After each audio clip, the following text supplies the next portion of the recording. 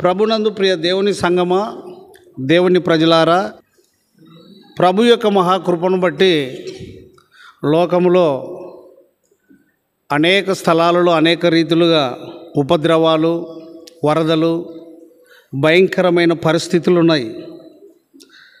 మనకు కూడా కొద్దిపాటి వర్షం ఉన్నప్పటికీ మనకెంతో మేలని మనం చెప్పవచ్చు. ఎందుకంటే వరదలైతే లేవు, నష్టాలైతే లేవు, కానీ మరి అటు వారి కొరకు మనం ప్రార్థిస్తూ మరి మనం పొందిన మేలును బట్టి ప్రభువుని స్తుతించాలి.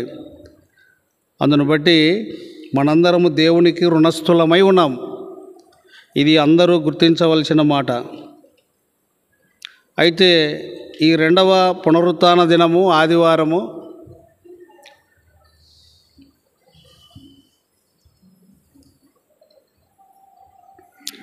లోకరక్షకుడు ప్రభుని స్తుతిస్తూ ప్రభు అయిన యేసుక్రీస్తు పేరిట కూడి వచ్చిన ఆయన పిల్లలైన మీ అందరికీ నా హృదయపూర్వకమైన వందనాలు తెలియజేసుకుంటూ దేవుని యొక్క వాక్య భాగంలోనికి వెళ్దాం. దేవుని పరిశుద్ధ గ్రంథంలో నుండి లూకా సువార్త 18వ అధ్యాయము, లూకా సువార్త 18వ అధ్యాయము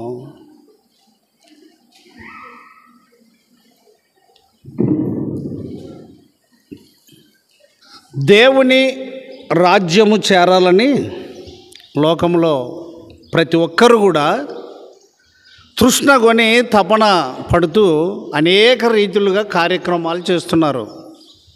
వైకుంఠం చేరాలని మనము పరలోక రాజ్యం అని చెప్తాము, బయట లోకంలోనైతే వైకుంఠం అని, పుణ్యలోకం అని ఇట్లా చెప్పుకుంటారు. ఈ పరలోక రాజ్యము లేక వైకుంఠము చేరేటందుకు గాను ఒక్కొక్కరు ఒక విధానాన్ని, ఒక్కొక్కరు ఒక ప్రయాసపడుతూ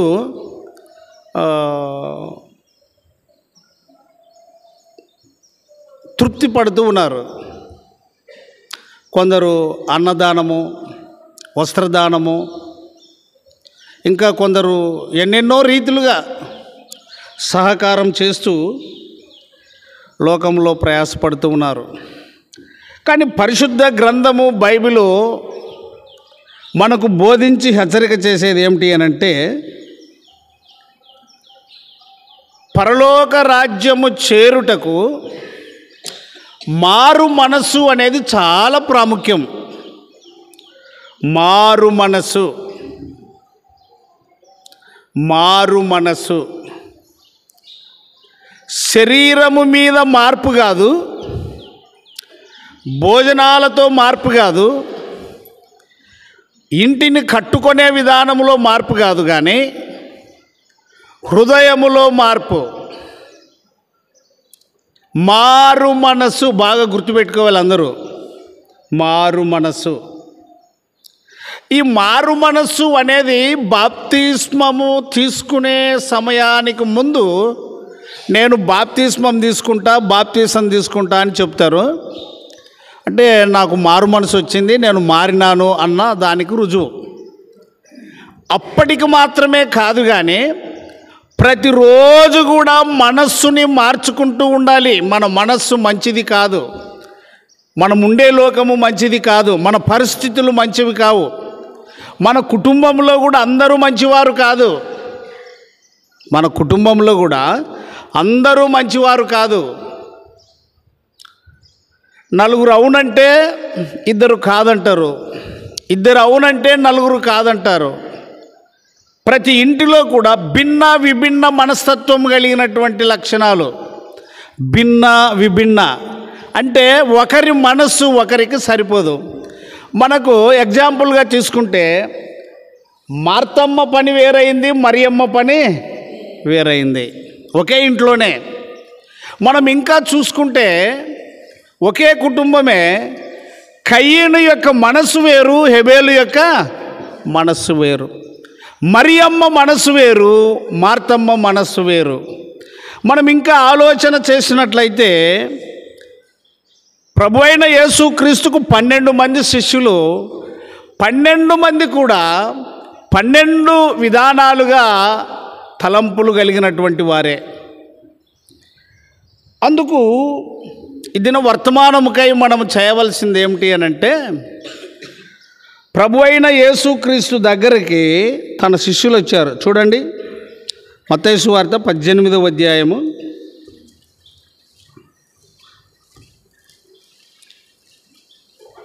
1 నుండి చదవండి.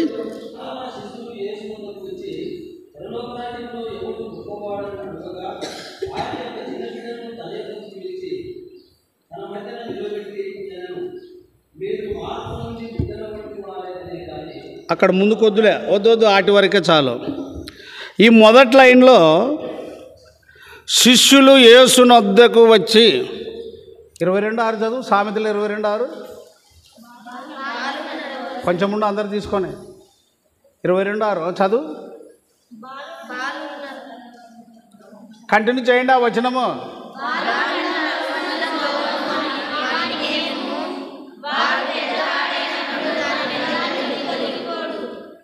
బాలుడు వేరు, కానీ నా వైపు బాలురు, మీరు ఎవరు? చిల్డ్రన్స్. అర్థమైందా? మరి దేవుని త్రోవ మీరు రాకపోతే ఎట్లా? మీరు వర్క్ ఏమన్నా హోంవర్క్ చేయకపోయినా, రెగ్యులర్గా రాకపోయినా, స్కూల్లో ఏ సబ్జెక్ట్ టీచర్ ఆ సబ్జెక్ట్కి మిమ్మల్ని నిలబెట్టి అడగరా? గట్టిగా చెప్పాలి. మరి ఇక్కడ ఎవరు అడగరా? నన్ను పెట్టుకునేది ఏంటికి? నన్ను గాసగానే, మీకు గాసగానే. మీరంతా దేవుని పిల్లలు. నా పిల్లల్ని బాగా చూసుకొని పెట్టాడు ఈడ.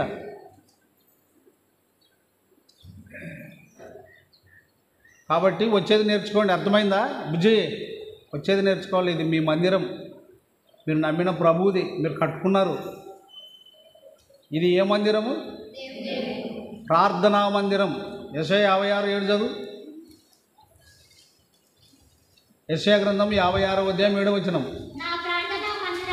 కొంచెం ఆగమ్మా, అమూల్య చదువు.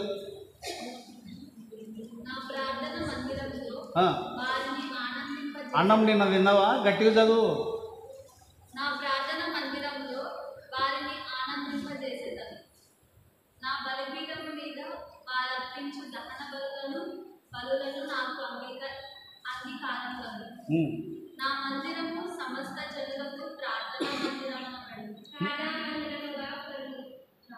ఇది ఏ మందిరము?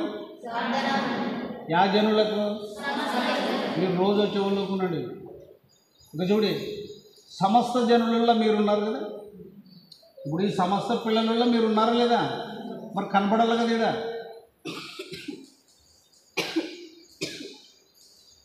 ఆ పాప ఎవరు? నీ పేరు? జీవమ్మ. కనపడవమ్మా అంటే నాకు జీవం ఉండదు, ఆదివారం కనపడితే చాలనే. జీవం అంటే ఎవరు బిడ్డ? మీ తాత సేవ చేస్తాడా? మరి ఆయన మనం రాదు, మందిరంలోకి రావుదా? ఆదుకునేది ఎవరు అమ్మా? ఏం పేరు బాబా? ఎవరంట? మణే. వస్తున్నావమ్మా? దేవుడి మీ ఏమవుతాడు? ఐలన్న ఆశీర్వాదము అలా ఏమవుతాడు? ఆదాము తాత పరిచర్య చేసినాడు ఈడ. బుడం ఇంకా మీ మీ పెద్ద చేసి అంటే బర్నబాస్ ఏమవుతాడు? ఈడ తిరుగులాడి పాటలు పాడి వెళ్ళిపోయినాడు. ఆయన పిల్లలం మనం రావాలా, ఉండకూడదు. అర్థమైందా? మీరు ఎంతో ధన్యులు. ఎక్కడైనా ఆ పాప ఎవరు? ఇక్కడ తప్పనిసరిగా మందిరానికి రావాలి. ప్రార్థన. ప్రతి దేవుని బిడ్డలారా, మనం చదువుకున్న లేఖన భాగంలో యేసునొద్దకు వచ్చి అనే మాట కనబడుతుంది. ఉందా మాట? యేసునొద్దకు వచ్చి, యేసునొద్దకు వచ్చి. బాగా గుర్తుపెట్టుకోవాలి. పరలోక రాజ్యములో ఎవడు గొప్పవాడని అడిగినారు ఆయన శిష్యులు. నేను ఇంత క్రితమే చెప్పాను, 12 మంది శిష్యుల్లో కూడా చాలా హెచ్చు తగ్గులు ఉన్నవి అని. అయితే ప్రభు అయిన యేసుక్రీస్తు పరలోక రాజ్యమును గూర్చి ఏం చెప్పాడు ఇంకొక చోట అంటే, ఇది ఇలాగే ఉండని. మత్తయి సువార్త 3వ అధ్యాయం పైన ఒక లైన్ మాత్రమే,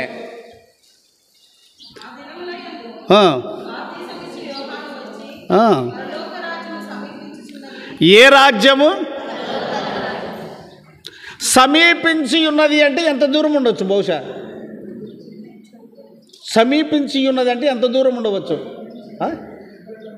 దగ్గరనే. ఇది ఒక మాటతో మనం చెప్పాలి అని అంటే తలుపు అవతల తలుపు ఇవతల మధ్యలో తలుపే అడ్డము అని మనము గమనించవచ్చు.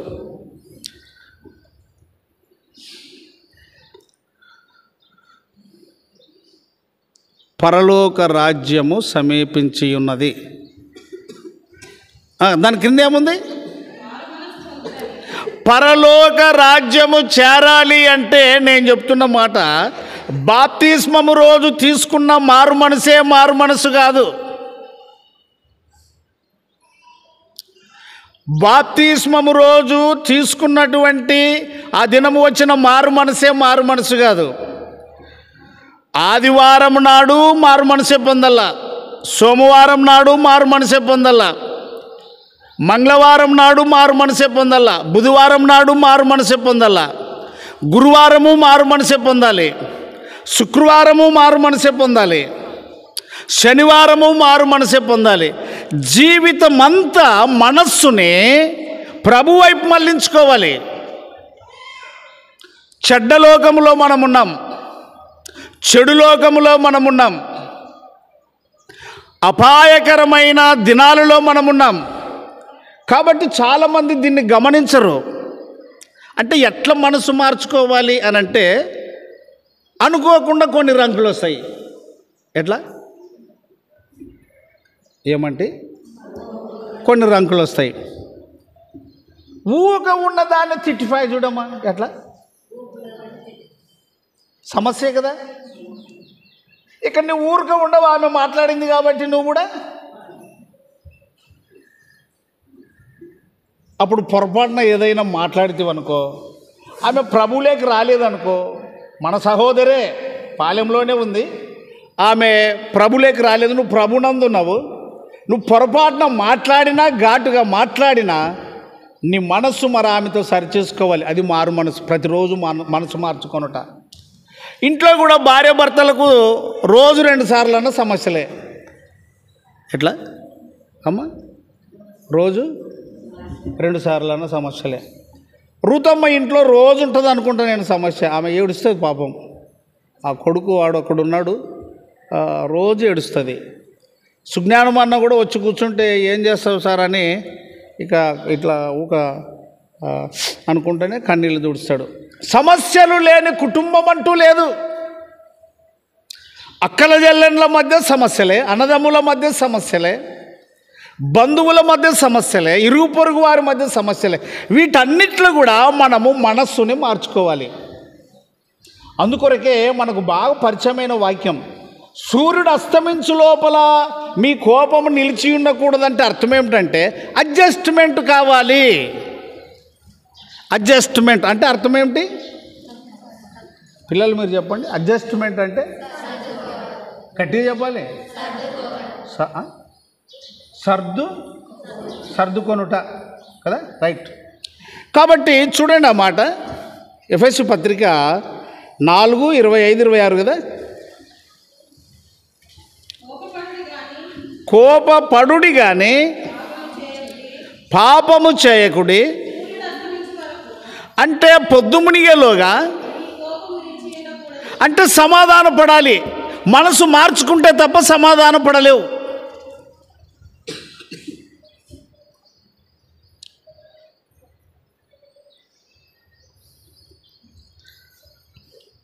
కొంతమంది ఉద్దేశం ఏమిటంటే నేను చెప్పినట్లే వినల్లా.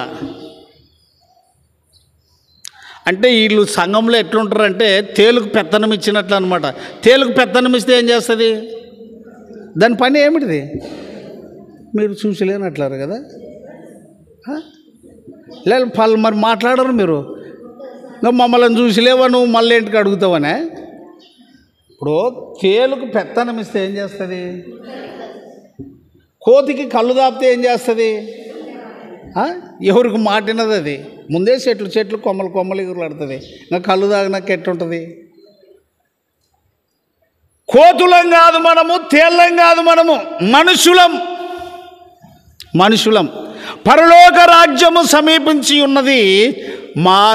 నువ్వు మారు మనసు పొందితే పరలోక రాజ్యంలోకి ఎంటర్ అయిపోతావు. ఇప్పుడు అవుట్లైన్ బయట ఉన్నావు, మనసు మార్చుకుంటే, మారు మనసు పొందితే పరలోక రాజ్యం. జక్కయ్యను గురించి ప్రభు అన్నాడు కదా, ఇతడును అబ్రహాం కుమారుడేని. ఎందుకు అంటే యేసయ్యను చేర్చుకున్నాడు. యేసుక్రీస్తు ఏ వంశంలో పుట్టినవాడు అంటే యూదుల వంశంలో పుట్టినవాడు, యూదా గోత్రపు కొదమసింహము అని చెప్పేసి. కనుక ఇతడును అబ్రహాం కుమారుడే.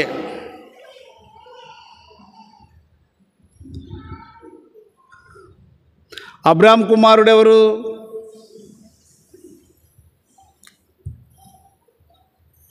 బాగుండదు. ఇస్సాకు కుమారులు ఎవరు? బాగుండదు. లేయా పిల్లలు ఎవరు? బాగుండదు. చాలా మంచిది. అదే యూదా వంశము అని అంటే రక్షణ యూదులలో నుండే వచ్చును అన్నమాట.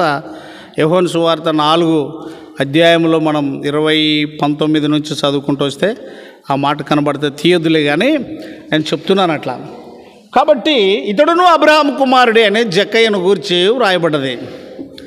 ఎందుకు ఆ మాట వ్రాయబడ్డది అంటే మనసు మార్చుకున్నాడు. ఎవరు మనసు మార్చుకున్నా, మారు మనసు పొందినా వారు పరలోక రాజ్యంలో ఉంటారు. ఈ పరలోక రాజ్యంలో ఉండడానికి ఒక మంచి మ్యాప్ ఇచ్చాడు దేవుడు. ఒక మంచి అట్రాక్షన్తో కూడినటువంటి ఒక ప్రాక్టికల్ మనకు చూపిస్తున్నాడు. ఏమిటి అని అంటే యేసు ప్రభు దగ్గరికి వచ్చి, ప్రభువా పరలోక రాజ్యంలో ఎవరు గొప్పవాడు? 24 గంటలు చర్చిలోనూ బండలు గడిగిన వాళ్ళు గొప్పవాళ్ళ? 24 గంటలు పాటలు పాడిన వాళ్ళు గొప్పవాళ్ళ? లేక శుక్రవారం నాడు ప్రార్థనకు వచ్చిన వాళ్ళు గొప్పవాళ్ళ?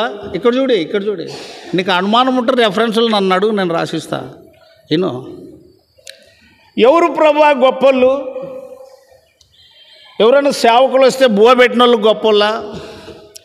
లేకుంటే మా మందిరములో, మేముండే మందిరములో మేము ఒక ఆయన్ని పెట్టుకున్నాము, ఆయన రోజు వాక్యం చెప్తాడు, ఆయన గొప్పోడు. ఇట్లా వాళ్ళని ఎవరిని ఒప్పుకోడు. ఆయన మనస్సు కలంకము లేనిది, నిష్కలంకమైనది ఆయన మనస్సు. మీ ప్రేమ నిష్కపటమైనదై ఉండవాలని. తీయండి మొదటి పేతురు పత్రిక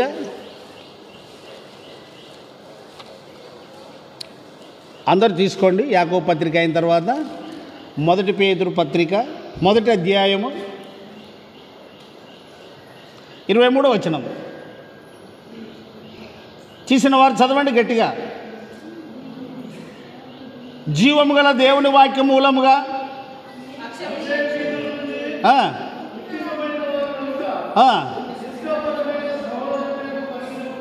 ఏ ప్రేమ? నిష్కపటమైన ప్రేమ. ఎవరిది అంటే పసిపిల్లలదే. ప్రియులారా, నిష్కపటమైన ప్రేమ.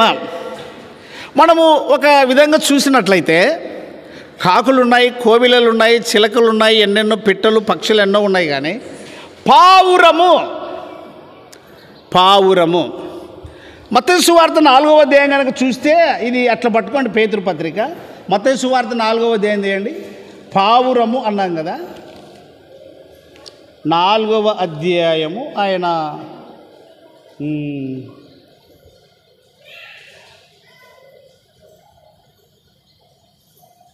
16వ వచనం 3:16 చదవండి.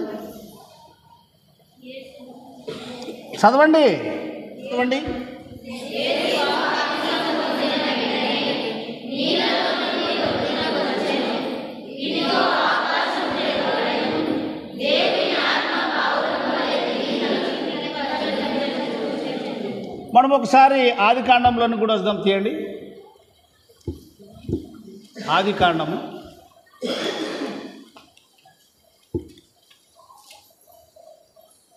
8వ అధ్యాయము 6వ వచనం. అందరూ చదవండి, కొంచెం మెలకు ఉంటుంది. 6వ వచనం నుంచి.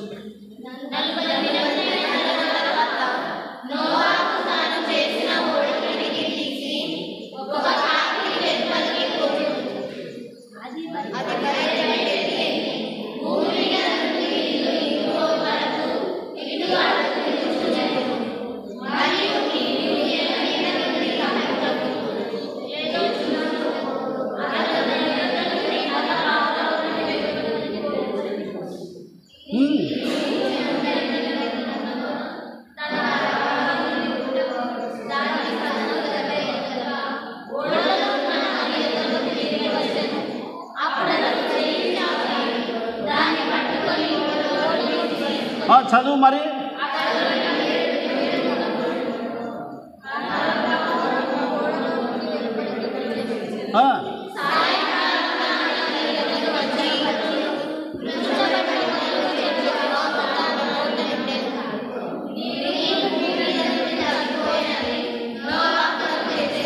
హెల్పర్. నల్ల పావురం అంటే పూర్తి నల్లగా ఉండదు కాదు, కానీ మనం చూసాము తెల్ల పావురం ఉంది, బూడిద రంగు పావురం కూడా ఉంది అన్నమాట. పావురము దేవుని సన్నిధిలో చాలా ప్రత్యేకమైనది పావురం. అయితే ఈ విషయాన్ని మనం గుర్తు చేసుకుంటే పావురము నిష్కపటమైనది. పేతురు పత్రికలో మనం చదివాం కదా, మీ ప్రేమ నిష్కపటమైనది, మీ ప్రేమ నిష్కపటమైనది. మీకు చాలాసార్లు చెప్పాను, పిల్లల ప్రేమ ఎంత యథార్థమైనది అంటే అంత యథార్థమైనది. వారు అరుచుకున్నా, కొట్టుకున్నా, తిట్టుకున్నా, ఏం చేసినా వెంటనే కలయిక, వెంటనే ఒకే మనస్సు, వెంటనే వారి యొక్క అభిప్రాయం అంతా కూడా కపటము లేని మనస్సు, కపటము లేని మనస్సు పిల్లలది. ఇక ఎదిగిన తర్వాత ఇది పిల్లల మనస్తత్వం కలిగి ఉండదు. అందుకొరకే మత్తయి సువార్తలో మనం చూసినప్పుడు యేసు దగ్గరికి శిష్యులు వచ్చి పరలోక రాజ్యములో ఎవడు గొప్పవాడు అని అడిగినప్పుడు యేసు ప్రభు ఇట్లా చెప్పాడు, ఒక చిన్న బిడ్డను తన దగ్గరికి తీసుకొని, చదవండి ఇప్పుడు.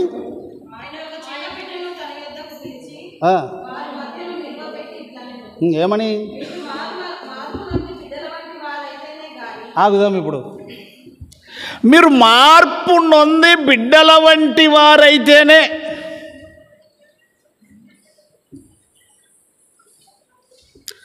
యోహాను సువార్త 3వ అధ్యాయంలో నికోదేమను పరిసయ్యుడు ఒక మాట అడిగాడు, నేను క్రొత్త జన్మ జన్మించుటకు మరలా తల్లి గర్భములోనికి వెళ్ళవలెనా? చూడండి ఆ మాట, యోహాను సువార్త 3వ అధ్యాయం 3వ వచనం నుండి.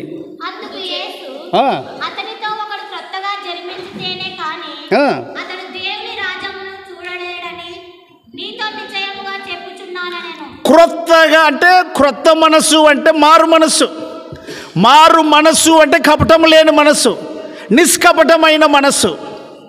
ఇప్పుడే చూసుకున్నాం, పావురము నిష్కపటమైనది, పావురము నిష్కపటమైనది. ఈ పావురము ఎక్కువగా ఎక్కడుంటుంది అంటే దేవుడు అనబడే నామము, దేవాలయం అనే పేరు ఎక్కడైతే దేవాలయం ఎక్కడైతే కనబడుతుందో అక్కడంతా కూడా ఉంటాయి ఎక్కువగా విరివిగా. పావురము యొక్క పాత్ర చాలా ప్రాముఖ్యమైనది. నోవాహు మొదట పావురమును విడిచినప్పుడు స్థలం లేనందుకు మరి తిరిగి వచ్చింది. మరలా కొన్ని రోజులైనాక ఇడిచిపెడితే అది ఒలీవ మొక్కను తన నోట పట్టుకొని వచ్చింది. ఒలీవ మొక్క చాలా యోగ్యమైనది. ఒలీవల కొండ మీద ప్రభు అయిన యేసు క్రీస్తు మరి చాలాసార్లు ఉన్నట్లుగా మనం ఎరుగుదము. అయితే ప్రస్తుతానికి ఈరోజు చేసే కాడంతా ఏమేం చేస్తారంటే నేను చెప్తాను చూడు, పోకపోయినా ఇక స్తుతులు చెల్లించే వాళ్ళు స్తుతులు చెల్లిస్తారు, ప్రభు బళ్ళను ఆచరిస్తారు, ఇక ప్రభువుని గురించి కొనియాడతారు, ఇక చేయవలసినదంతా చేస్తారు, ఎవరికి తోచిన విధంగా వాళ్ళు చేస్తారు. ఏది ఏమైతేనేమి యేసునామంలో అది అంగీకరింపబడుతుంది. అయితే దీనికి అంతటికి గల ప్రాముఖ్యత ఏమిటి అని అంటే,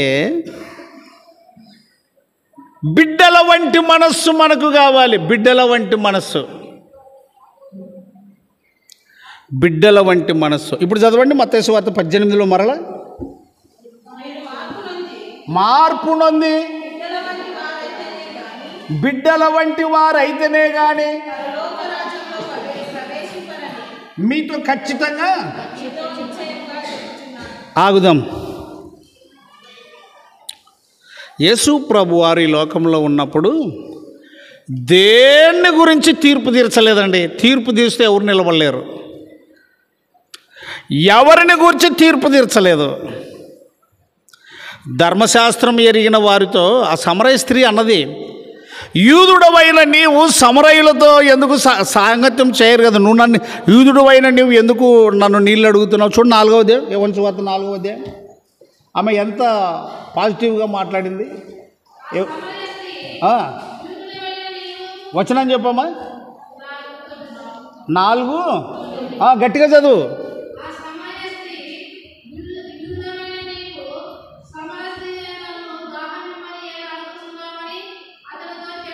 కాబట్టి యూదులకు సమరయులకు సాంగత్యం ఉండదు. ఆమె గుర్తుపట్టింది, మీరు యూదులు కదా, నన్నెందుకు నీళ్ళు అడుగుతున్నావు అని ప్రశ్నించింది. ఇక శాస్త్రులు పరిసయ్యులు అయితే, మీ బోధకుడు సుంకరులతోనూ పాపులతోనూ కలిసి భోంచేస్తున్నాడే, ఇది ఏమి ధర్మము? ఎక్కడ ఆ మాట చూడండి, మత్తయి సువార్త 9వ అధ్యాయము 10 నుంచి రండి. ఏమనుంది?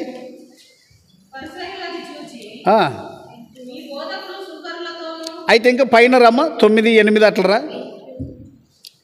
8 నుంచి రా.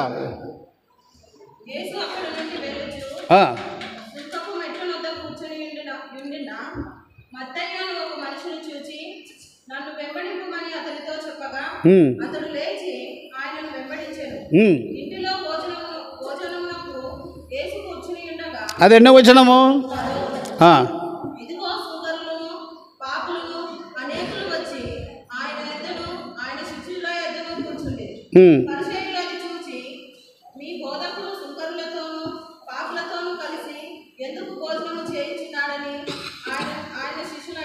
ఆగుదాం. సమరయ స్త్రీనేమో అలాగ ప్రశ్నించింది. ఇక ఈ పరిసయ్యులేమో తన శిష్యులను, ఏమో బోధకుడు అంటాడు, ఇట్లా అంటాడు, అట్లా అంటాడు, మరి అందరితో కలిసి భోజనం చేస్తాడు. అక్కడ కూడా వాళ్ళకు ఏ విధమైన తీర్పు తీర్చలేదు. నేను వచ్చిందే వాళ్ళని పిల్లనిక్క అని చెప్పేశాడు. ఇట్లా మీరు ఎక్కడెక్కడ, ఇంకొక మాట చెప్తున్నాం, అపోస్తుల కార్యంలో కనుక చూస్తే 10వ అధ్యాయంలో తీయదు. కానీ ఇక్కడ చూడండి, నా వైపున మీరు కూడా చదవాలి, వాళ్ళకు వీలైతే వాళ్ళు, మీకు లేకపోతే నిద్రలోకి మీరు జారిపోతారు. ఇప్పుడు పేతురు కొర్నేలి ఇంటికి రావాలి, ఆటంకాలు ఉన్నాయి. ఇతడు అన్యుడైపోయా, ఎవరు? కొర్నేలి. పేతురు యూదుడైపోయా, రావడానికి వీల్లేదు. అయితే దేవుడు మిద్దె మీద ప్రార్థన చేస్తున్నప్పుడు పెద్ద దుప్పటి వంటి ఒక చతుష్పాద జంతువులు, అంటే 4 చెంగుల నిండా లోకంలో ఏమేమి ఉన్నాయో అవన్నీ దింపాడు. చంపుకొని తిను అని ఆకాశంలో నుంచి ఒక స్వరం పలుకుట వినపడింది. అంటే ఇప్పుడు కొర్నేలింటికి వెళ్ళాలి కాబట్టి ఇది దర్శనం చూపించాడు. ప్రతి సమస్య ధర్మశాస్త్రమును బట్టి యేసయ్య చేసిన పని ఆయన శిష్యులకు సమస్యగా పరిణమించిన ప్రభు దానికి సరి అయిన సమాధానం చెప్పాడు, శిష్యులు కూడా చెప్పారు. అయితే పరలోక రాజ్యంలో ఎవడు గొప్పవాడు? ఇప్పుడు సంఘాలలో ఉండేది అదే. ఏమిటిది? వాందేనా చెల్లేది, ఈందేనా జరిగేది. ఇంకా కొంతమంది అయితే ఇక్కడ చూడండి, కొంతమంది ఎవరిని లెక్క పెట్టలేరు.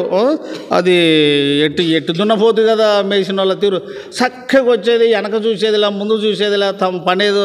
అవును, నేను ఎవరికన్నా ఆటంకంగా ఉండానా, అభ్యంతరంగా ఉండానా, లేకపోతే నన్ను చూసి ఎవరైనా సనుక్కుంటారా, నా నుంచి పని ఆగిపోతుందా, నా నుంచి పని ఆగిపోదా, పని జరుగుతుందా, పని జరగదా, ఇవన్నీ విచక్షణ జ్ఞానం లేదు. ఇంకా కొంతమంది ఎట్లుంటారు అంటే, మేము చేస్తుంటేనే జరిగేది. అక్కడ ఏడు జరుగుతుంది, ఏం చేస్తాను? 1 ఎకరా అమ్మినావా నువ్వు బతుకులోనే అయిపోతుంది వరకు? ఎకరా అమ్మినావా? 1 ఎకరా అమ్మినావా? నువ్వు సంఘ పెద్దగా ఉన్నప్పటి నుంచి 1 ఎకరా పోగొట్టుకున్నావా? కనుక ఈ ఆధిపత్యము అనేది ఇప్పుడు ఆడ ఏమని ఉన్నది? మొదటి వచనంలోనే, పరలోక రాజ్యములో. అయ్యయ్యో, 18వ అధ్యాయం మొదటి వచనం అన్న చదవండి. ఆదమన్న చదువు, యేసేపు చదువు.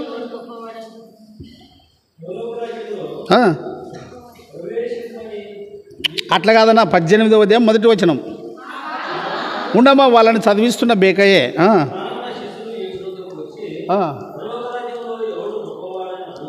గొప్పవాడంటే గొప్పవాడంటే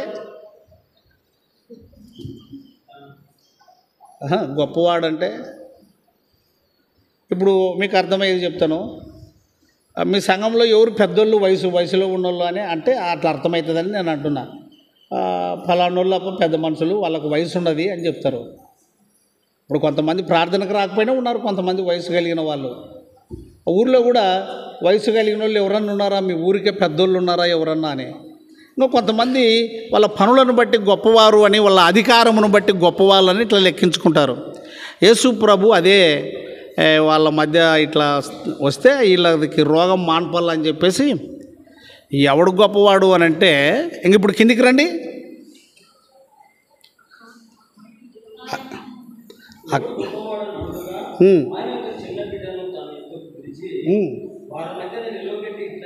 ఏమని?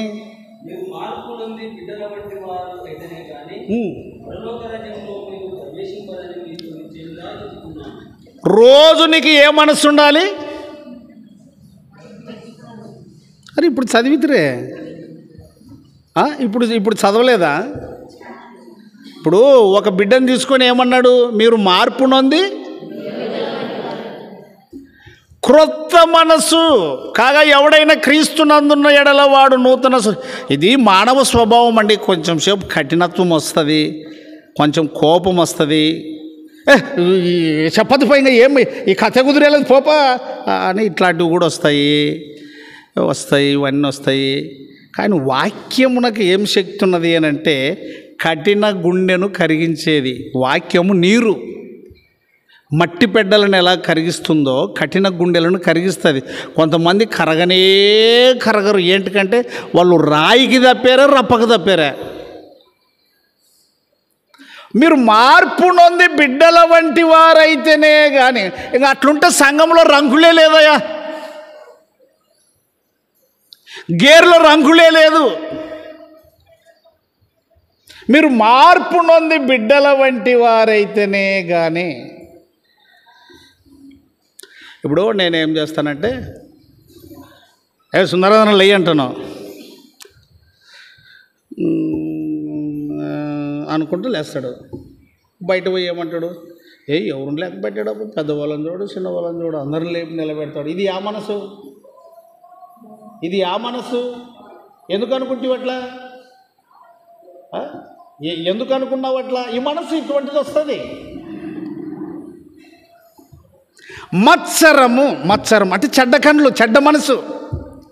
మత్సరము 15 శరీర కార్యాలలో మత్సరం ఒకటి. కనుక ఈ ఆరాధన సమయంలో నేను ఏం చెప్పగలుగుతున్నానంటే, పరలోక రాజ్యములో గొప్పవాడు ఎవడు కావాలి అని అంటే, నాకు అర్థమైంది ఏమిటంటే, ప్రారంభ దినాలలోనే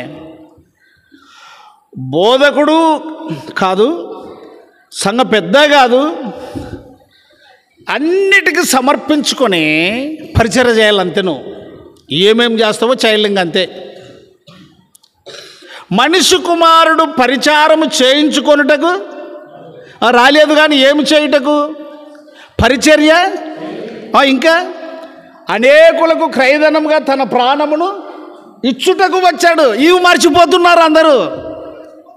చూడండి ఆ మాట మత్తయి సువార్తలోనే మనకు దొరుకుతుంది. స్టాండప్, లేచి నిలబడదాం, ఎందుకైనా మంచిది. అమ్మ అందరూ లేచి నిలబడండి, నిద్రపోయే వాళ్ళు, నిద్రపోని వాళ్ళు అందరూ లేచి నిలబడండి అన్న ఓపికతో. ఇది చదివే వరకు నిలబడదాం. మత్తయి సువార్త 20వ అధ్యాయము 20 నుంచి కంటిన్యూ చేద్దాం, అందరూ కలిసి చదువుకుందాం. అప్పుడు జెబెదయి కుమారుల తల్లి తన కుమారులతో ఆయన యొద్దకు వచ్చి,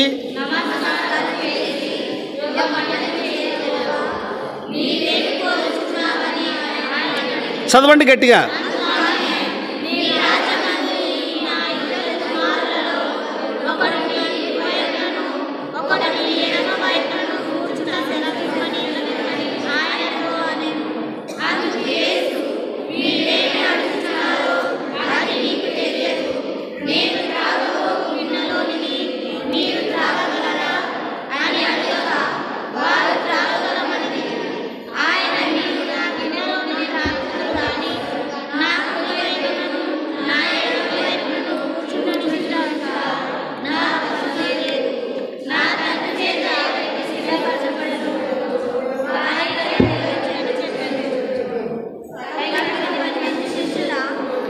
చదవండి.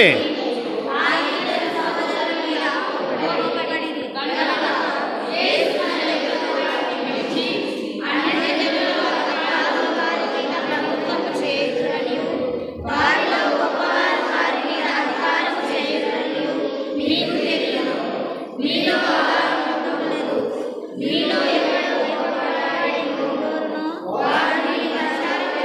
ఆగండి ఆగండి, అట్లే నిలబడండి. చాలామంది ఒక పెద్దరికం ఇస్తేనే పనిచేసేది, పెద్దరికం ఇవ్వకపోతే చేయను. అది శరీర సంబంధమైన మనసు. అది ఎన్నడూ వాక్యమును ప్రభువుని సంతోషపెట్టదు, వాక్యమునకు లోబడదు, ప్రభువుకు సంతోషపెట్టదు.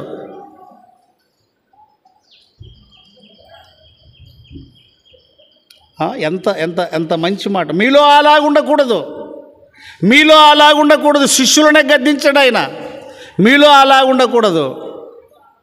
ఇక్కడ చూడండి, అన్నా నువ్వు కొంచెము సర్దుకోన్నా అని కనుక చెప్తే, ఇంకా నన్ను ఆడలేపండి, నన్ను సర్దుబాటులేను, ఇంకా నాతోనే ఆడలే, ఇంకా నన్ను వగలానికి ఇది నీ ఇల్లా, ఇలా నీ ఇల్లా, ఇది ఏం మాట్లాడతావు నువ్వు అంటే నీకు లోబడాలి నా అందరూ. అక్కడ ఏమని ఉన్నది వచనము చూడి, ఏమని ఉన్నది అమ్మా, మీలో అలాగూ ఉండకూడదు.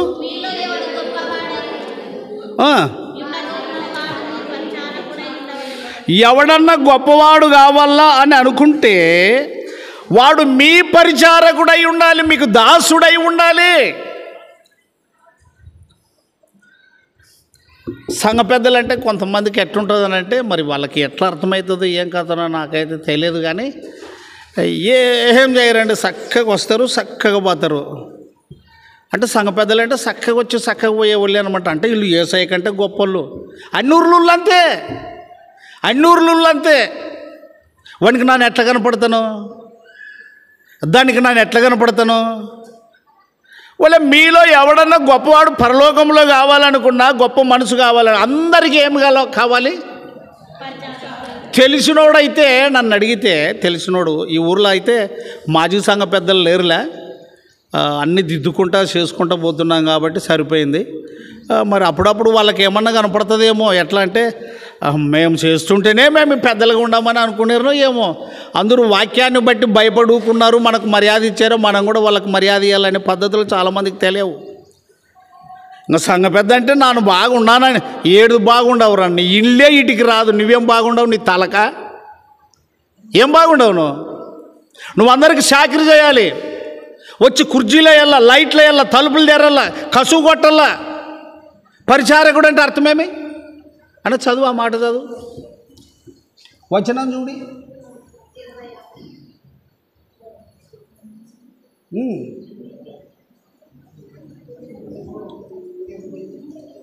అమ్మ చెప్పండి వచనం.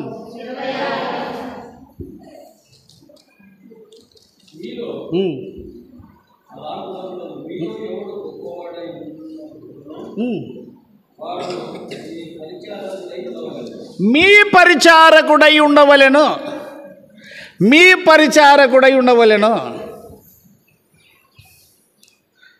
నాకు సమస్య వస్తుందమ్మా, బాగా వినండి. ఇక్కడ ఎన్న లేక ఒకనాడు ఎవరన్నా ఒకరు నాకు బూ తెచ్చారు అనుకో, ఎన్న లేక ఒకనాడు తెచ్చారు అనుకో, ఆమె అంటే పడనోళ్ళు చూసారు అనుకో, వాళ్ళు తెస్తారు కదా దినాము, ఎన్నడన్నా నాడు తెస్తే వాళ్ళు తెస్తారు కదా దినాము. తలకాయ ఏం పని చేస్తుందండి.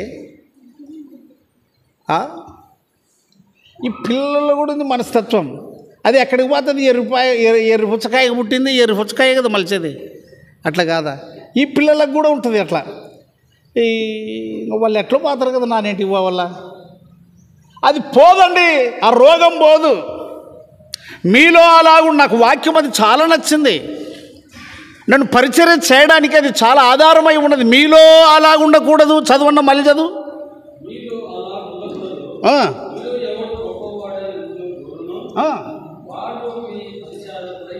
ఇంకా చదువు.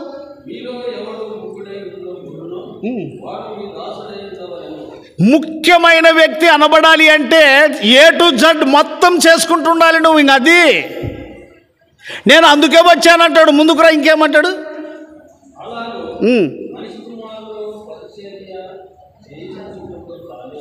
మళ్ళీ మొదలుపెట్టు. అలాగే మళ్ళీ పరిచారము చేయించుకొనుటకు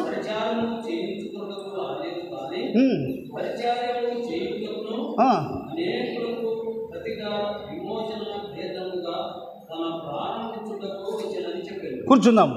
ఆరాధన అందరూ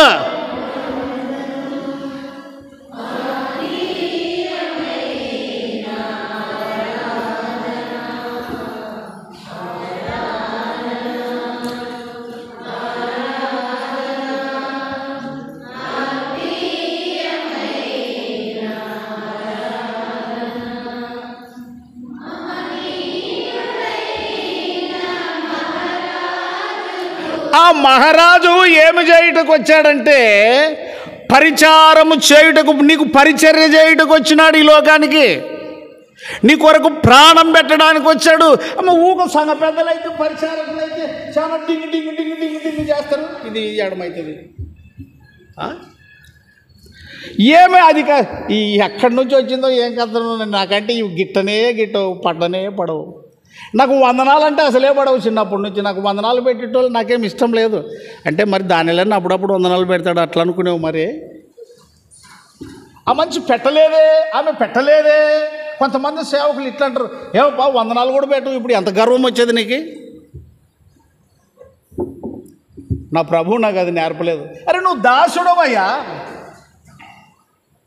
నేను మీకు చాలాసార్లు చెప్పాను. ఎట్లా చెప్పాను అంటే, మీరు లైలేరు కానీ ఇప్పుడు లేస్తారు. స్వాతి నువ్వు లై, అఖిల నువ్వు లై, రైట్ ఇట్లా పట్టుకో, అట్లా నన్ను తీసుకెళ్తుంది అందరికీ అట్లా ముందర పడి.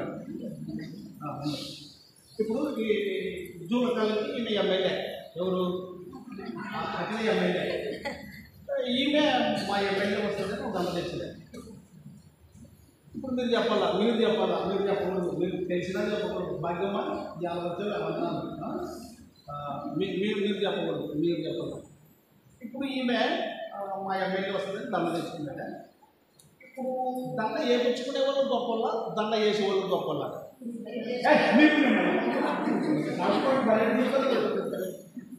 వేయించుకునే ఎమ్మెల్యే గొప్పదే, వేసాడు గొప్పదే.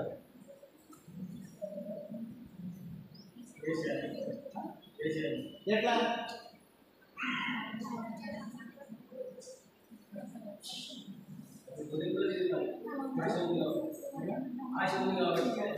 ఈమె గొప్పదా? మంచిది, అది అందుకే తెచ్చేది దండ. ఇప్పుడు వీళ్ళిద్దరు ఎవరు గొప్ప వాళ్ళు అని నన్ను అడిగండి. ఈమె ఎమ్మెల్యేనే, ఈమె దండ తెచ్చేదే. ఇప్పుడు చూపట్టమ్మా, ఇప్పుడు దండ ఇస్తాము, నువ్వేం చేయాలి అట్లా ఉండు. ఇప్పుడు ఈమె ఏం చేస్తుందా అన్నట్టు నమస్కారం చేస్తే తలకాయ వచ్చిందో లేదా? ఇప్పుడు ఎవరు గొప్ప మనిషి? ఈమెనే. ఈమె తలకాయ పంచాల్సిందే. ఎమ్మెల్యే అయితే నాకేం నీటికొని ఉంటుందా? మంచి పని చేస్తుంది. కూర్చోబడి. ఇప్పుడు పరలోకంలో గొప్పవాడు అంటే ఆధిక్యతలు లేవండి సంఘంలో.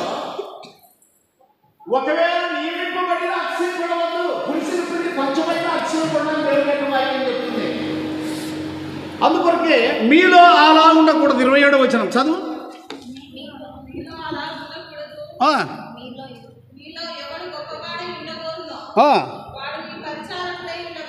ఎవడన్నా గొప్పవాడు కావాలి, సంఘ పెద్ద కావాలి అనుకుంటే పరిచారకుడు కావాలి అని సంఘంలో ఒక ఇమేజ్. ఇందులో ఎవరు యోగ్యులు అని అంటేగా ఆమె అయితే చూడబ్బా, అన్ని పనుల కన్నా దేవుని పని శ్రేష్టమైనది. మొదట దేవుని పని చేసేకి ఇష్టపడాలి మనం. అందుకొరకే అక్కడ అంటున్న మాట ఏమిటంటే, యేసు ప్రభు ఎందుకు వచ్చాడో తెలుసా? చదువమ్మా.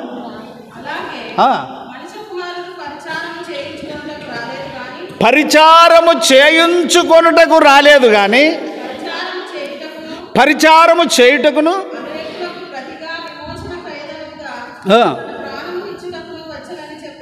ఆరాధన అంటే అర్థం ఏమిటండి? నీళ్ళు కూర్చునేది కాదు.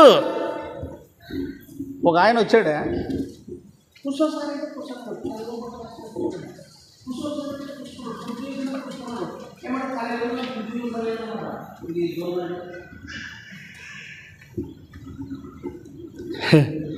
నువ్వు ఈ ఊరికి వాక్యం చెప్పడానికి వచ్చినావు అంటే ఈ ఊరికి గాసగాడవై వచ్చినావు అని అర్థము.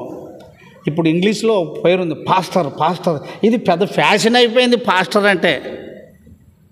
శాఖరి చేయరా నాయన, నువ్వు శాఖరి చేయడానికి నిలబడ్డావు, నువ్వు గాసగాడవు సంఘానికి.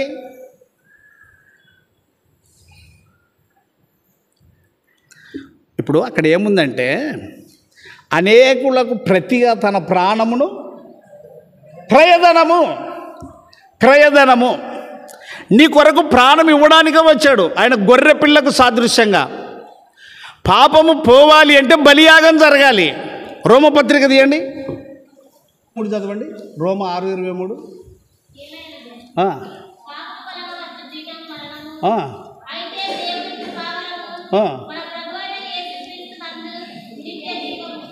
అయితే అలాగుననే హెబ్రీలకు రాసిన పత్రిక మీరు చూడాలి ఆ మాటలు 9వ అధ్యాయము 22వ వచనం 9:22 పెన్నుంటే అండర్లైన్ చేసుకోండి ఆ మాట.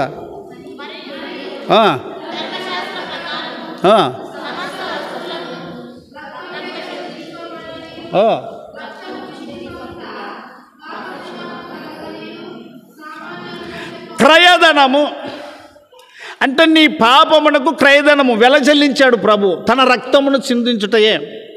ఆయన రక్తమే చిందించడానికి ప్రాణం పెట్టడానికే వస్తే సంఘములో నానా విధాలుగా నానా పద్ధతులు ఏమిట్లో మాదిరిగానే ఉండడం, కానీ నీలుక్కొని ఉండేది ఏదండి? మేకపోతే. అది సాతానుకు సాదృశ్యం. మేకపోతూ వంగేదే లేదు, కూర్చునే దాంట్లో మాదిరి లేదు, నడుచుకునే దాంట్లో మాదిరి లేదు, నీలుగు మాట్లాడడమే. అందుకొరకే మనం చదివిన వచనంలో అనేకుల కొరకు ఏమి ఇవ్వడానికి వచ్చాడు? క్రయధనముగా.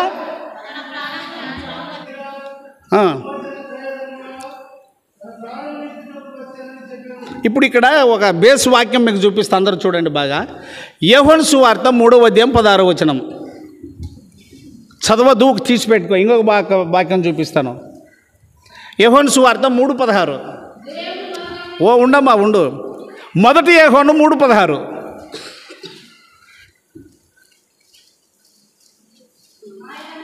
ఉండమ్మా. ఈ రెండు తీసినారా?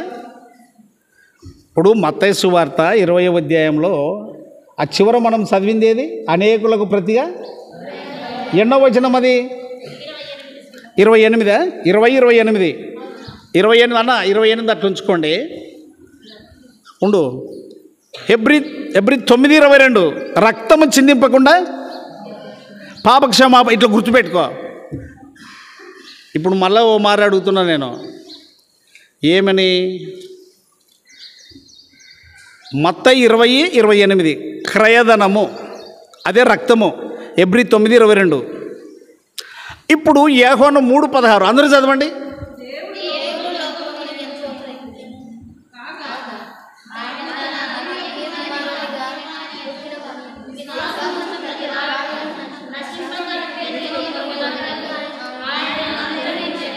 ఎవడును నశించిపోకూడదని తన జ్యేష్ఠ ఏకైక కుమారుని, అద్వితీయ కుమారుణ్ణి బలియాగంగా ఇచ్చాడు. బాగా ఇక్కడన్నా గుర్తుపెట్టుకోండి.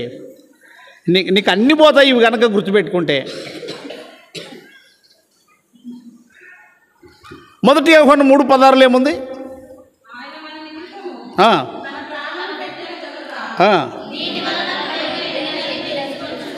ఇంకా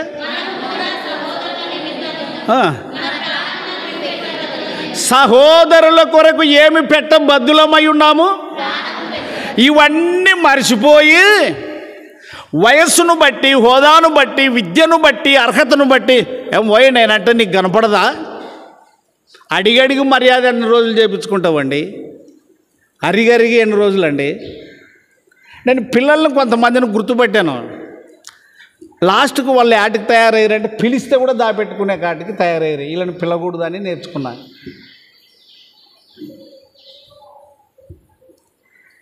తల్లిదండ్రులకు ఆ బీజం ఉంటే పిల్లలకు ఆ బీజం ఉంటుంది.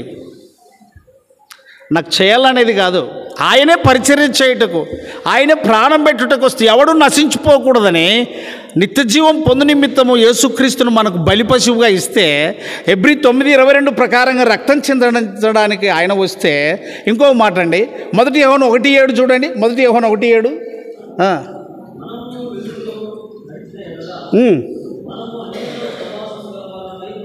ఇంకా గట్టిగా.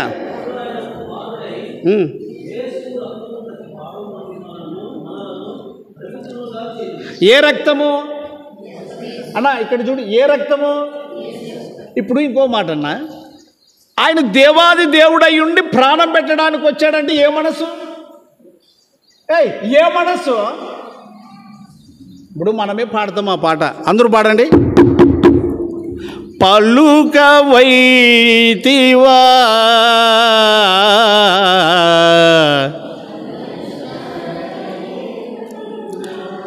తులువలు కూడి దూషణలాడ పలుకవై.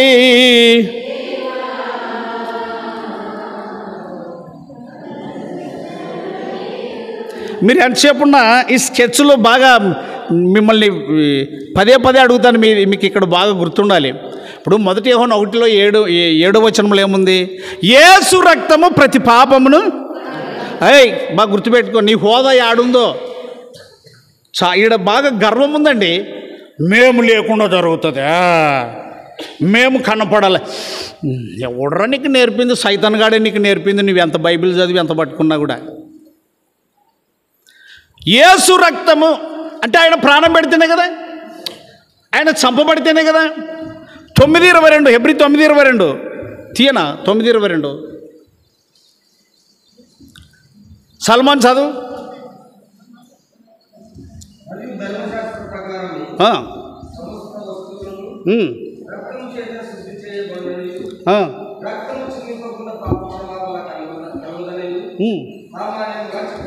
ఆయన రక్తము చిందించడానికి వచ్చినాడు. ఈ సంఘాలేమో పదవుల కోసం పెనుగులాడతారు, పదవుల కోసం, హోదా కోసం.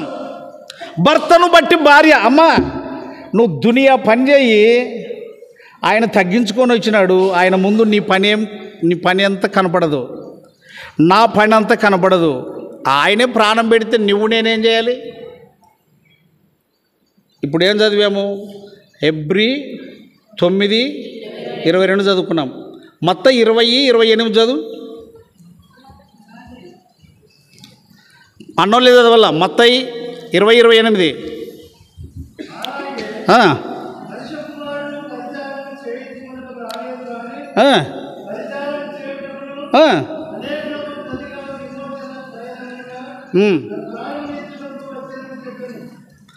ప్రాణము పెట్టేకే వచ్చినాడు. అబ్బా చాలా మందిగా ఒకరినొకడు సహించేది లేదు.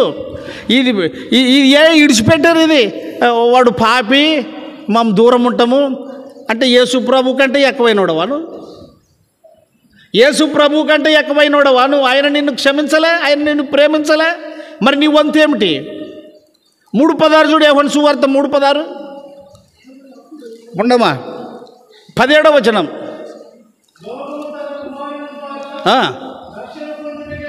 చాలా వాటికి అర్థమైంది. ఇప్పుడు 16 చదువు.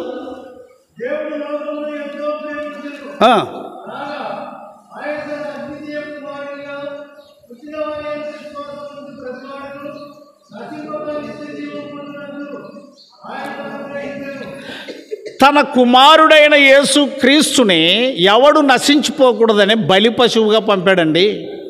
ఇక చివరికి మనకేం చెప్పాడు? మొదటి యోహాను 3:16 అందరూ చదవండి ఈ మాటను. మొదటి యోహాను 3:16 అందరూ చదవండి.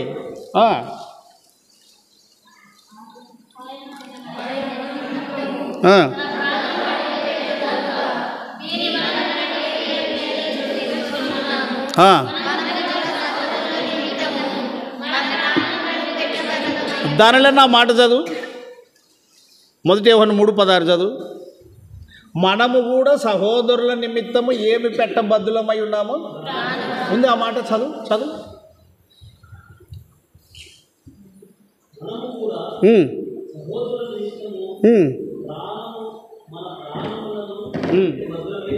ఆగుదాం. ఒక 4 రండి పాప, త్వరగా. వాళ్ళు ఇల్లండి కదా, 4 రండి లేచి.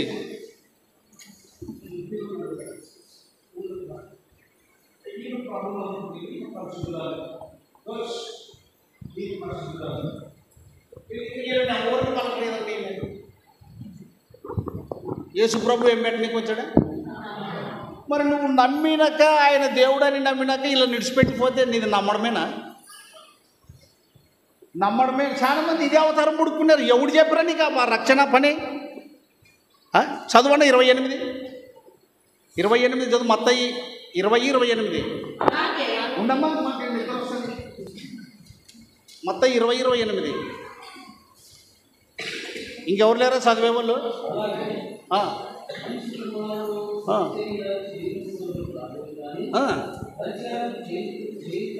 పరిచర్య చేయుటకును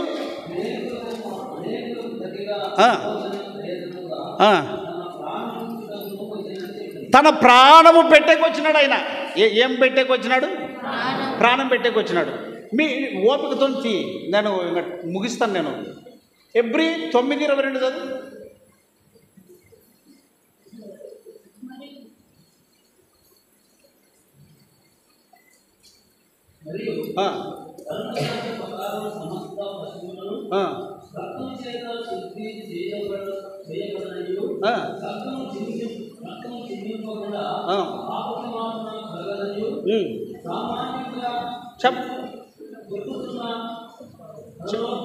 చాలా సామాన్యము చెప్పవచ్చును. ఇక్కడ చూడి, రక్తము చిందింపబడాలి. లోకమంతా ఏదో ఒక విధంగా బలులు అర్పిస్తారు, కానీ అది పాపం లేని రక్తం కావాలి, పరిశుద్ధమైన రక్తం కావాలి, ప్రత్యేకింపబడిన రక్తం కావాలి.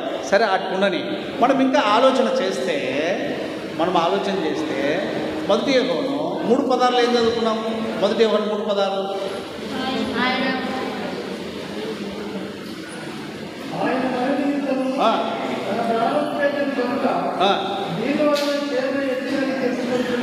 ఇంకా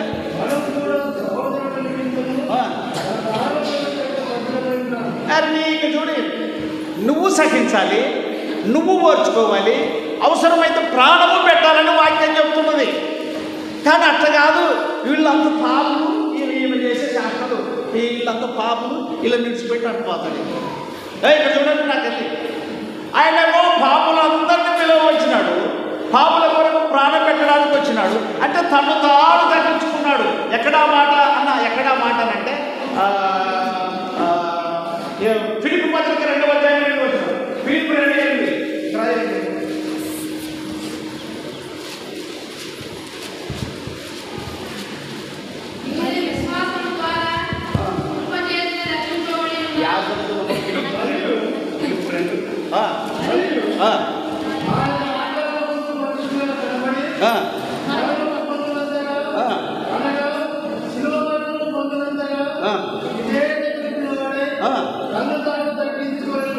ఏం చేసినాడు ఆయన అన్నా?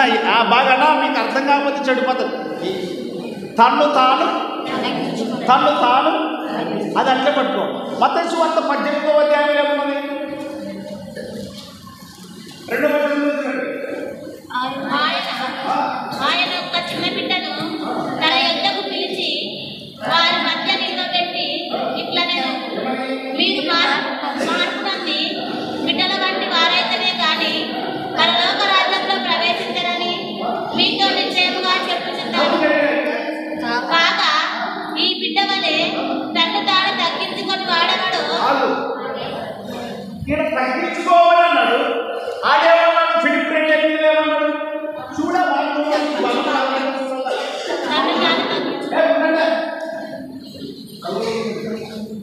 ఫిలిప్పు, నువ్వే రావాలా లేదు, నీ పని ఎనికి వచ్చినా కానీ పట్టుకున్నా మా పనిలోనే ఉంటాం.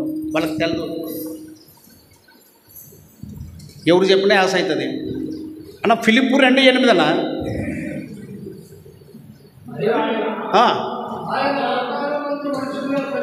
ఆగు అమ్మ. మత్తయి 18లో ఈ బిడ్డ వల్ల తను తాను తగ్గించుకున్న వాడు అనేది ఎన్నో వచనము?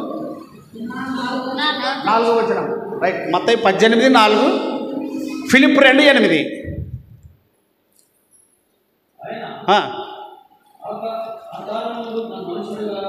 కనబడి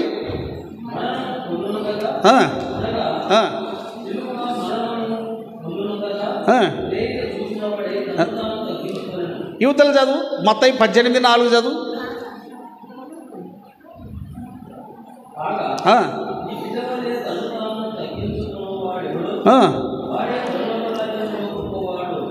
అనబడును. చాలు, వాటికి చాలు. నా వైపు చూడండి. ఇప్పుడు ఈమె అక్కడ బుద్ధి ఉన్న దాంట్లో వాళ్ళే దీంట్లోనే ఎవరన్నా దొరుకుతారు. ఏమిటి ఆ కేటగిరీకి ఆ కేటగిరీ ఎవరా? ఈ ఇద్దరితో పొందేదే లేదు. నువ్వు ఫావడమే అంటే వీళ్ళు పరిశుద్ధులు, ఏం దోషంలో అయిన వాళ్ళు, ఏమి కలంకమే లేదు, ఎప్పుడు మొఖాలు నక్కుంటే ఉంటాయి, ఎన్నడూ మూతి మార్చేదే లేదు, ఏం చేసేది లేదు. అరే ప్రాణము పెట్టడానికి తను తాను తగ్గించుకుంటే వీళ్ళు ఏడు విడిచిపెట్టిపోతారు. ఎవడు నీకు నేర్పింది? బుడుక్కుంటావా నీకు నువ్వు వాక్యాలు? ఒకడు తన ఊహను బట్టి లేఖనాన్ని చూస్తే కుదిరేది కాదు. అందుకొరకే ఆయన మనుషుల పోలికగా పుట్టి దాసుని స్వరూపము ధరించుకొని తన్ను తాను ఏం చేసను, అందుకే చచ్చిపోవాల్సి వచ్చింది. అందుకే ఒక్క మాట కూడా మాట్లాడలేదు. నేను అడుగుతా మిమ్మల్ని ముక్సూటిగా, వీళ్ళు పరిశుద్ధులేనా? అరే మీకు తెలిసిందే, ఊర్లోనే కదా, ఊర్లోనే చెప్పనికి రాదా? అప్పుడు అందుకే అప్పుడప్పుడు కొట్లాడినప్పుడు ఏమంటారు, నీది నాకు తెలిసి అంటే, మరి నీది ఇంత పొడుగు తెలుసు నాకు అంటారని రా. వీళ్ళు పరిస్థితులు అంటే ఎట్ట నమ్ముతావా? వీళ్ళ బతుకులే తెలుసు నీకు. పొయ్యి మీద కాలినప్పుడు అంటుందంట, నా ఇంత సింగారం ఎవరు లేదు అని. అది మాట్లాడేది కరెక్టే. కుండ ఎట్లుంటుంది సుందరదని? నల్లగా ఉండదా? నల్లగా ఉండదా అంటున్నా. మరి అది నేను సింగారంగా ఉండని ఉంటుంది అనే నిజమా?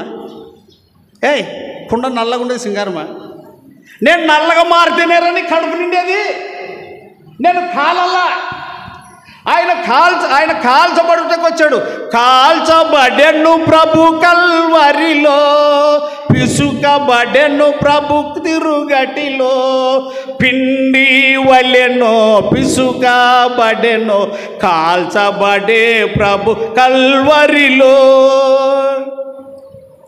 నువ్వు నలిగిపోవాలి, శ్రమలలో బొగ్గైపోవాలి, కృంగిపోవాలి.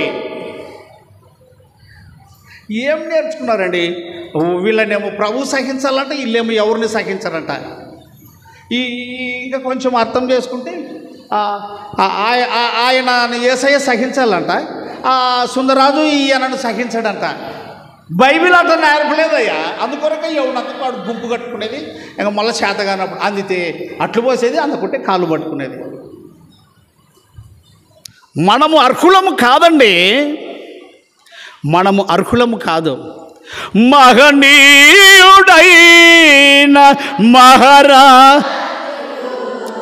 మహాప్రేమ చూపగలిగిన వాడండి ఆయన. ఎఫెసీ 2:4 చూడి, ఎంత మాట ఉన్నది అది. ఎఫెసీ 4:2 ఎఫెసీ 2:4 తీయండి. ఎవరెవరు తీసిన వాళ్ళు చదువు గట్టిగా. ఎవరైనా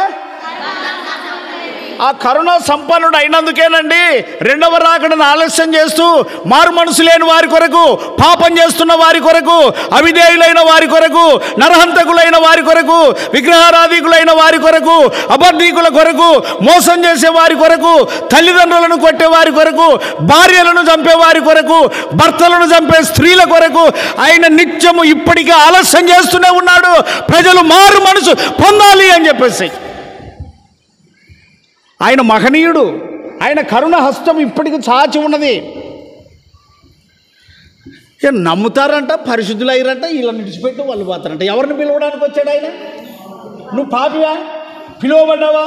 మరి నీ ఇంట్లో పాపులు ఉన్నారు, వాళ్ళ సంగతి ఏంటి? రే చింతలేనుడా, రే చింతలేనమ్మా, నీ ఇంట్లో పాపులు లేరా? మరి వారి సంగతి ఏంటి? దేవుని యొక్క వాక్యం చెప్తుంది, ప్రభు అయిన యేసునందు విశ్వాసం ఉంచుము, అప్పుడు నీవును. మరి అందరూ రక్షణ పొందాలరా, అప్పుడే కులుకుతావు. మై అందరినీ గాలి పదులు పెట్టేది ఎంత ఎచ్చులున్నాయి నీకు అనేలరా పెద్దలు. ఎచ్చులు పోయి రొచ్చుకుంతలు పడన్నా ఎట్లా? ఎచ్చులు పోయి చిన్న ఉరుకు ఆడుతున్నా. ఇప్పుడైతే కుదిరేవానికి 2 కాళ్ళు ఇరిగిపోయా. ఇప్పుడైతే అందుకొరకే నీ స్వబుద్ధిని ఆధారం చేసుకునవద్దు. ప్రభు ఎవడు గొప్పోడు పరలోకంలో, ఎవడు గొప్పోడు అని అంటే బిడ్డను తీసుకొని ఇలా మనసు కలిగి ఉండండి. యేసయ్య చెప్పిన మాటలు నాకు చాలా ఇష్టమైనవి. 50 ఏళ్ళ కిందటనే నన్ను హత్తుకున్నాయి ఆ మాటలు, నన్ను బంధించినాయి. ఒక తల్లి చిన్న బిడ్డను ఇట్లా ఎత్తుకొని అబ్బో అన్నట్టుగా అనేకులకు పరిచయం చేయాలి మీరు, అనేకులకు మీరు దాసులు కావాలి. మీరు ఆయన రక్తం చిందించడానికి వచ్చాడు, ప్రాణం పెట్టడానికి వచ్చాడు. అది తగ్గింపు. ఆ మాట చూడండి ఎంత మంచిగా ఉంది. అమ్మ ఎవరైనా కానీ చదవండి త్వరగా స్పీడ్గా. ఫిలిప్పు 2:8, ఫిలిప్పు 2:8, మత్తయి 18:4.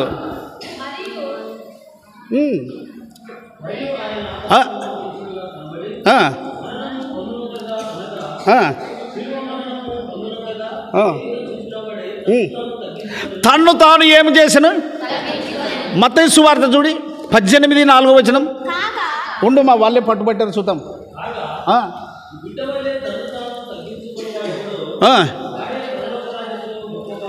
ఇక్కడ చూడి, నన్ను ఇడిచిపెట్టి నువ్వు తిరుగుతున్నావంటే నాతో సమాధానం పడి నువ్వు ఇది దూరమైంది. నన్ను ఇడిచిపెట్టి నువ్వు వర్రెగబోతున్నావంటే తగ్గించుకున్నట్లేనా? అది ఇంత అర్థం తెలుగులోనే ఇది ఉండేది, కన్నడ కాదు, ఏం కాదు.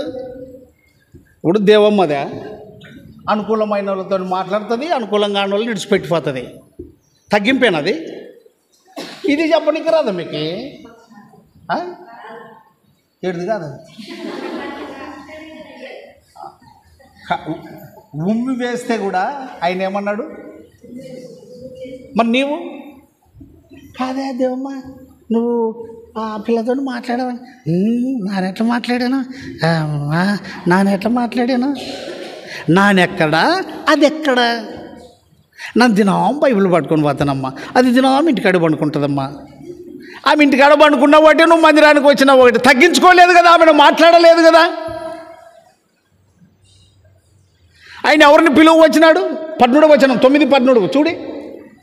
ఆరాధన సత్యం ఏమిటండి? ఆరాధన అంటే అర్థం ఏమిటి? ఒక ఈ దొడ్డు పట్టుకున్నారే, నన్ను కడిగితివి, నన్ను పవిత్ర చేసి, రే ఇదంతా ఎవరు చేయాలరా?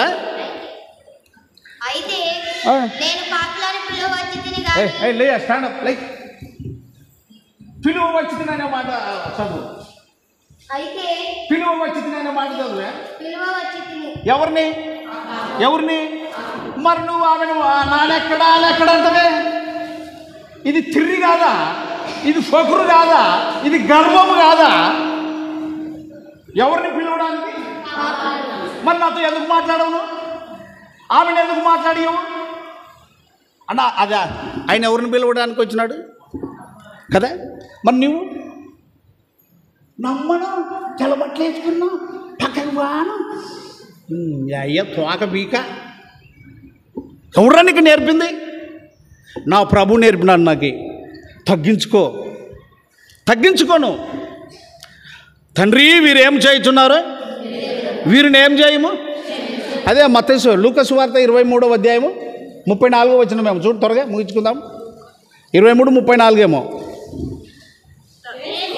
కరెక్టా? చదువు, ఒకరు చదువు. స్టాండప్ అట్లా నిలబడవచ్చు. గట్టిగా చదువు అంటున్నా, అంతమందికి వినపడాలని. తండ్రినా బీకి రావతుందా గుడి దింకు ముందా? మరి ఏమన్నా తండ్రి అనదా? తండ్రి వీరేమి చేయుచున్నారో వీరెరుగరు కనుక వీరిని క్షమించమని చెప్పారు. ఆయన ఎవరన్నా? ఆ సిలువలో క్షమించిండేది ఎవరు? మరి ఇప్పుడు దేవమ్మ ఇంకొకరిని క్షమించాలా లేదా? ముందు మనిషి కదా, పెద్ద మనిషి కదా, వయసు అయింది కదా. నామెక్కడ నానెక్కడ నా పరిశుద్ధ నా దినం బైబిల్ మోసుకొని పోతానమ్మా. నీ పండు పీక. ఆయన అదే కదా బలి పాడతాడు అన్నది. అందరికి వచ్చే ఈ పాట భలే పాడతారు ఈడ మాత్రానికి. ఆ పల్లవి పాడుకుందామండి. క్షమించమ్మా ఓ ప్రభు. పాడు గట్టిగా, కూర్చో.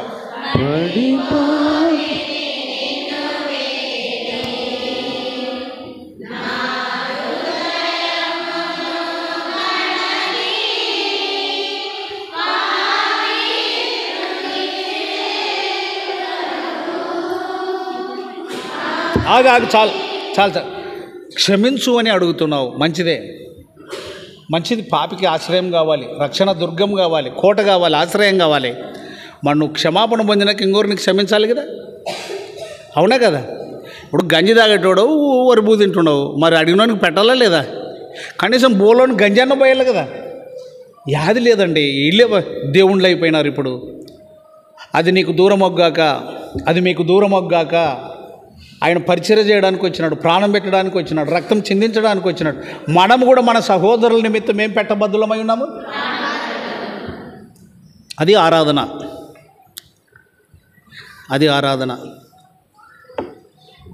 కాదమ్మా, నువ్వు వాళ్ళతో మాట్లాడవు కదమ్మా, వాళ్ళు అవిశ్వాసులు కదా. ఏంతమ్మా మాట్లాడవు అంటే వాళ్ళెవరు? వాళ్ళెవరు? ఈ తప్పటి లెక్కలు బరేటు దొరుకుతాయి. విశ్వాసులకు పాలు ఉండదా? అట్లనే చాలా మంది కుటుంబాలను పాడు చేసుకున్నారండి. ఇంకా ఇది పట్టుబెట్టి ప్రతి మొక్కను పీకేసేది పెట్టారు కాబట్టి ఇంట్లోని కూడా పీకేసేదే. నువ్వు ఆ విశ్వాసం విల్లిడిచిపో ఈడ పీకేసేదే, వీళ్ళని దొబ్బేదా, ఆడ ఇంట్లో దొబ్బేదా, నువ్వు ఏకాకిగా మిగిలేదు. యేసయ్య చెప్పింది అదేనా? ఎవడో నీకు నేర్పింది? విశ్వాసము, నిరీక్షణ, ప్రేమ, వీటిలో శ్రేష్టమైనది అదే నిష్కపటమైన ప్రేమ. పిల్లలు నిష్కపటమైన ప్రేమ కలిగిన వారు. మీరు మార్పు నొంది ఎటువంటి వారు కావాలి? ఆ మనసు లేకపోతే ప్రయోజనం లేదు. ఇప్పుడు యవన స్త్రీ సువర్ణ ఉంది, బైబిల్ చదవమని చెప్తున్నా. బైబిల్ చదవకుండానే ఆమె ఎవరిని మాట్లాడియకుండా, ఎవరిని ఏం చేయకుండా ఉందంటే, అంటే యేసయ్య కంటే, యేసయ్య రాజ్యం కంటే ఇక్కడున్న వాళ్ళే గొప్పోళ్ళు అనమాట. ఒక దినం ఆయన ఎదుట నిలబడాలి. మనమంతా కంకులం. ఆయన వేసిన పొలం పైరు కోస్తాడు ఆయన. అవన్నీ చూపించడానికి సమయం చాలదు, కానీ కోస్తాడు. కల్లం ఎక్కడ ఆ మాట తెలుసా? మత్తయి సువార్త 3వ అధ్యాయం 9వ వచనం నుంచి 11, 12 చూడి. ఆయన చేతిలో ఉన్నది 10.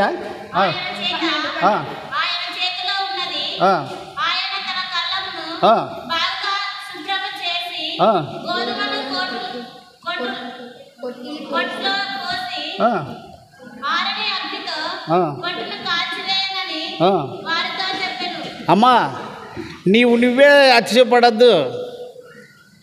చింతపండుని ఎంత నానబెట్టినా ఏం పోదు. నల్లబొగ్గుని పాలతోని ఎంత కడిగినా నలుపు పోదు. చాలా జాగ్రత్త. భయపడి బతకండి, తగ్గించుకోండి. ఆయన మనుషుడుగా కనబడి తను తాను తగ్గించుకున్నాడు. ఈ బిడ్డ వలె తను తాను తగ్గించుకోవాలి. ఈ పొద్దుటి వరకు మీరు మాట్లాడకుండా ఉన్నారంటే ఈ పొద్దుటి వరకు మీరు మాట్లాడకుండా ఉన్నారంటే సైతాన్ చచ్చుకున్నాడు, సైతాన్ కట్టేశాడు. నువ్వు సైతాన్ బిడ్డవే. సూర్యుడు అస్తమించే లోపల ఎన్నేండ్లు మోసుకొని తిరుగుతారండి. నా వల్ల అయితే కాదు, నా చేత అయితే కాదు, నేను మైలేను కూడా అసలు. ఇంతకుముందు పాడేటోళ్ళు పాట బాగా అదని చాలు చేద్దాం. పంతము వదలుము చెంతకు చేరుము, పంతము వదలుము చెంతకు చేరుము, జాలము చేయకుమా ప్రియుడా, హేళన చేయకుమా, జాలము చేయకుమా ప్రియుడా, హేళన చేయకుమా, చాపబడి ఉన్నవే యేసున్ కలువరి. ఆయనను కూర్చోమో శాపబడేవంటావు, నువ్వు చూస్తేనేమో మూతులు ముడుచుకుంటావు, చేతులు ముడుచుకుంటావు, వాయిలు వేసిన వాళ్ళ తీరు, కాల్చిన వాళ్ళ తీరు. కోతి ఇట్లేనండి, ఇంకా ఇట్లా పట్టుకుంటుంది. ఈ శాస్త్రాలు నేర్చుకున్నారా? నా ప్రభువు నాకు అది నేర్పలేదండి. ఇది ఎవరు నాకు ప్రత్యేకమైన వాళ్ళు లేరు. నా యేసయ్యకే ప్రత్యేకమైన వాళ్ళు లేరు. ఆయన ఏం పని చెప్పాడని నాకు చేస్తాను. నీ ఇష్టం. ఇక్కడ రకరకాల బుద్ధులు పెట్టుకుంటే నేనేం చేయలేను. రండి నా యుద్ధకు, నా మాటకు లోబడండి, మీరు బ్రతుకుతారు, మీరు మేలు పొందుతారు. తగ్గించుకున్నాడు ఆయన. వేవేల దూతల చేత పరిశుద్ధుడు పరిశుద్ధుడని ప్రతిగానములు పొంది ఆ దేవుడు తగ్గించుకొని వచ్చాడు, మానవుడై వచ్చాడు. ఒక్క మాట మాట్లాడలేదు. తండ్రి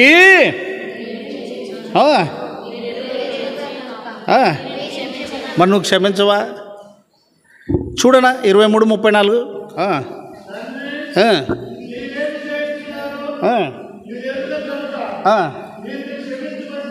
మరి నువ్వేం చేయాలా?